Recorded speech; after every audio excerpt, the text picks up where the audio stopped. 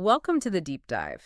Today we're going, well, way beyond the surface of the internet. We are plunging right into the murky depths of the dark web. Our goal here is really to get past those scary headlines, to understand the actual tech that makes it possible, and this really high stakes battle, almost an arms race between anonymity and global law enforcement. Yeah, it's a really important conversation to have because, as our sources show, this isn't a static thing at all. There's real innovation happening, on both sides. We'll be covering quite a bit from the dark economy, like what's actually for sale there, to some pretty surprising AI tools investigators are starting to use, Yeah. and also how trying to fight crime that doesn't respect borders is creating some genuinely tricky international legal problems. Okay, so before we jump in too deep, maybe we should set the scene a Yeah. bit. Using that classic iceberg picture of the internet, you've got the tiny bit sticking out the surface web. That's what Google sees. Or you watch YouTube, maybe 5% of the whole thing. Right. And then underneath that is the huge deep web, maybe 90% or so. That's all the private stuff, not indexed like your email, online banking, databases. It's hidden, sure, but mostly it's, harmless everyday stuff. And then lurking in a small, sort of walled off part of that deep web, that's where you find the dark web. Accessible only if you have specific software, anonymizing browsers like Tor being the most famous one. So our mission today is basically to unpack how law enforcement is trying to deal with this hidden anonymous world and, well, the technical and legal mess that's causing. Let's kick off with the technology itself then, the Tor network, the onion router. What's really striking is how it even started. There's some irony there, isn't there? Oh, absolutely. The irony is pretty rich. TORS was actually first developed by the U.S. Naval Research Lab. Yeah, for defense and intelligence, protecting U.S. communications, letting agents talk securely. It built on ideas from Freenet around 2000, but the Tor browser itself came out in 2008.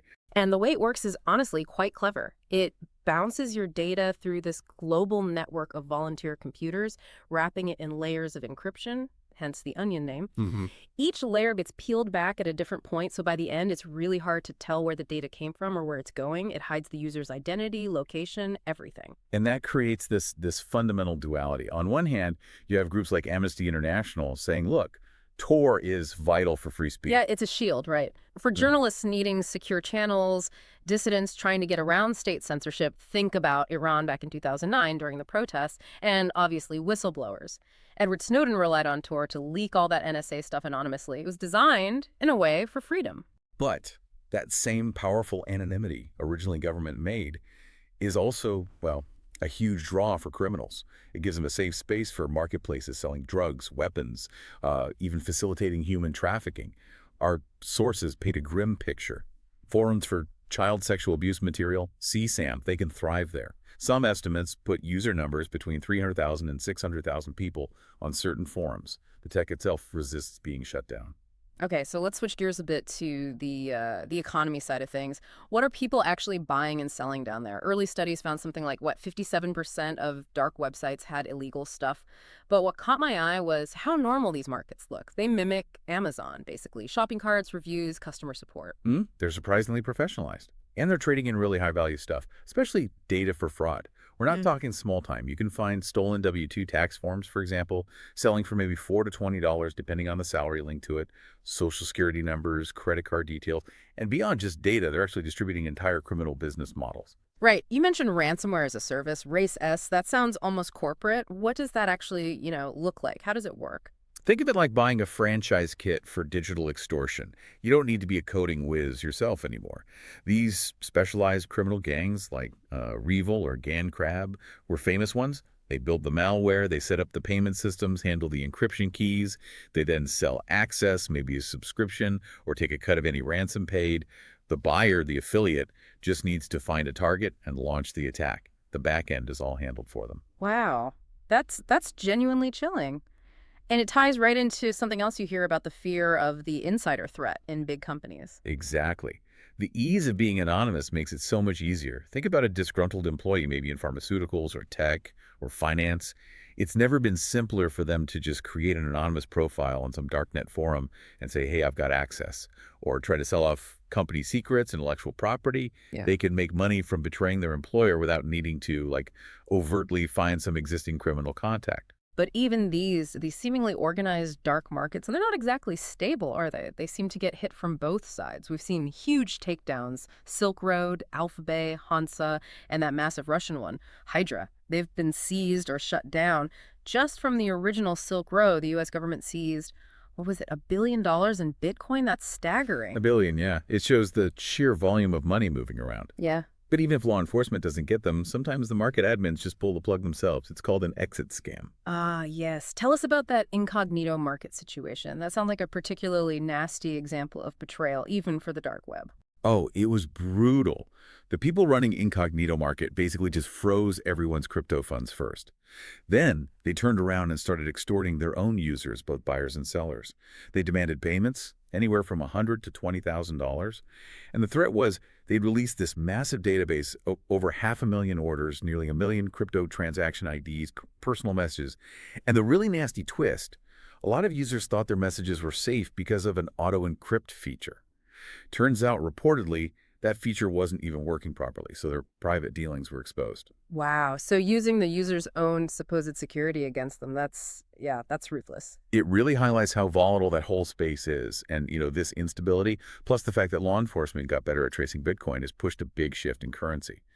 Dark web markets are increasingly moving to privacy coins, especially Monero. Okay, Monero. Why is that different from Bitcoin? What makes it a privacy coin? Well, Bitcoin, while it's decentralized, the transactions are actually recorded on a public ledger, the blockchain. With enough work, investigators can trace funds. Monero, on the other hand, uses some really complex cryptography, things like ring signatures and stealth addresses, to basically hide who sent the money, who received it, and how much was sent. It offers much stronger anonymity for the actual transactions. It's a clear reaction to police getting better at blockchain analysis, and it makes their job, well, significantly harder. So, okay, you've got highly anonymous users, increasingly untraceable money, and just this overwhelming scale. You mentioned 2 million sex ads a month as just one example. How on earth does law enforcement even begin to tackle this? They fight anonymity with automation, essentially. The big shift has been towards using AI and machine learning. A lot of this came out of programs like DARPA's MEMEX project, developed with places like MIT Lincoln Lab. The main goal is something called persona linking, trying to connect different aliases someone might use across various forums, sometimes even linking a dark web identity back to someone's activity on the regular internet. Okay, persona linking. Let's unpack that. How does an algorithm figure out that, say, Joe Knight on some normal forum is the same guy as Joe Nightmare selling dodgy stuff on a hidden site? The machine learning models look at several things and score the probability of a match. First, the profile itself, obvious username matches, or maybe common, subtle changes like your example. Second, and this is really key, the content. The algorithm looks for patterns in how people write. Similar phrases, unique words, even typos or grammar quirks that show up across different posts or ads. Like if someone uses a specific phrase, maybe fun in the sun, to describe their product on 3 different dark markets. The system flags that as a potential link. It suggests copying and pasting. Right, so it's like stylistic analysis, but done by a machine. What's the third area? The third is the network. Who does this persona interact with? What topics do they discuss? Are there overlaps in their social circles or discussion themes across platforms? When these 3 things, profile, content, and network, line up strongly, the system flags it as a high probability match for investigators to look into. And the accuracy they report is pretty high, like 95% correct matches. But, I mean, in law enforcement, what about that 5% error rate? What does that mean for people's rights, for due process? That 5% is definitely where the human element is crucial. It requires judgment, verification. The AI isn't meant to replace the investigator, but to give them a starting point, an actionable lead they wouldn't have found otherwise. And we do see tangible results, especially in really difficult areas like human trafficking investigation. Ah, okay. Can you give an example of that? Where has this actually made a difference? Yeah, the Human Trafficking Response Unit, the HTRU in Manhattan, they started using tools developed from MEMEX, and the results were pretty dramatic. The percentage of their prostitution arrests where they could identify indicators of human trafficking jumped massively. It went from just 5% up to 62% in 2017. It allowed them to build much stronger cases, connect the dots, and actually prosecute traffickers on serious felony charges, which was incredibly difficult to do just through manual investigation given the volume of data. That's a pretty compelling outcome. But it leads us into this other, much trickier area, right? The legal side.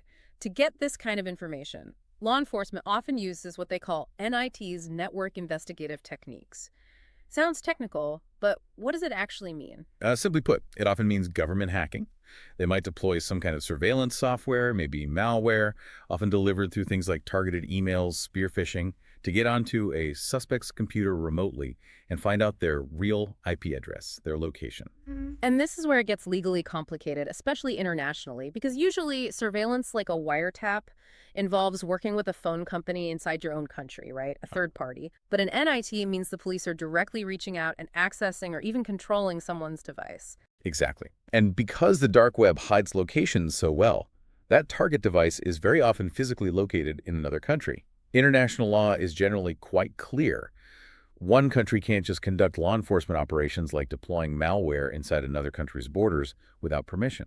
So this remote hacking, even if it's to catch a criminal, is generally seen as stepping on the toes of the country where the computer actually is. It violates their sovereignty. Okay, that raises the stakes considerably. What happens if, say, the FBI hacks a server in Russia or China? What are the risks, diplomatically or security-wise? Well, the risks are pretty serious. Sure. First off, just the act of cross-border hacking might break the local laws of that foreign country. That can lead to diplomatic protests, even criminal charges against the agents involved. This actually happened back in 2002. Russia filed charges against FBI agents for remotely accessing servers that were physically in a city called Chelyabinsk. Wow, okay. And what if the other country sees it not just as breaking a law, but as a violation of their national sovereignty, like a digital invasion? That's the bigger fear. They might engage in what's called self-help, basically countermeasures. Retaliation. You suddenly shift from a criminal investigation potentially into a sort of low-level international conflict or standoff. People often point to the speculation around how the U.S. might have responded to the North Korean hack of Sony Pictures years ago as an example of this kind of dynamic. When nations start hacking each other, even for law enforcement, things can escalate fast. And this ties into another really thorny issue, the zero-day vulnerability problem. Can you break down what a zero-day is? Sure. A zero-day vulnerability is basically a security flaw in software like Windows or a browser that the software maker doesn't know about yet, and so there's no fix, no patch available. It's day zero of awareness. Law enforcement hacking tools, these NITs, often rely on exploiting exactly these unknown flaws to gain access to target machines. Okay, so law enforcement finds one of these secret backdoors. They obviously want to keep it secret so they can keep using it to catch criminals, right? Exactly. There's a strong incentive for them not to tell Microsoft or Apple about the flaw, but that creates a huge conflict. Because from a national security perspective, you want those flaws found and fixed immediately to protect everyone. Government systems, critical infrastructure, businesses, individuals from criminals or hostile governments who might discover and use the same flaw. So it's a direct clash. Using the zero-day helps solve crimes now, but keeping it secret leaves everyone vulnerable later. Precisely. And every time law enforcement uses malware that exploits a zero-day, there's a risk that the malware gets captured, analyzed, and the secret flaw gets exposed. Then everyone can use it, including the bad guys. It's a really difficult policy dilemma. Do you prioritize catching today's criminals, even if it means potentially creating a much bigger security problem for everyone down the road? And, what's really striking is this constant tension we've seen throughout our discussion today.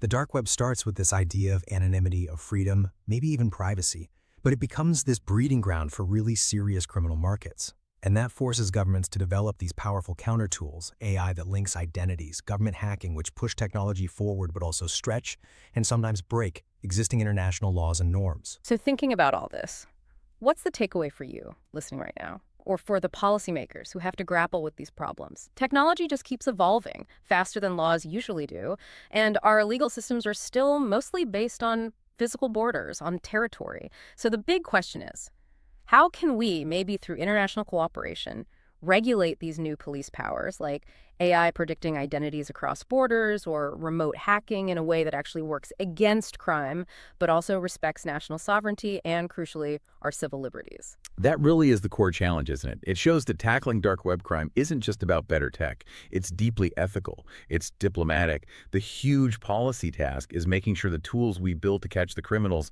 like that zero-day master key, don't end up unlocking doors we really needed to keep shut, simply because the world couldn't agree on whose digital doorstep it was.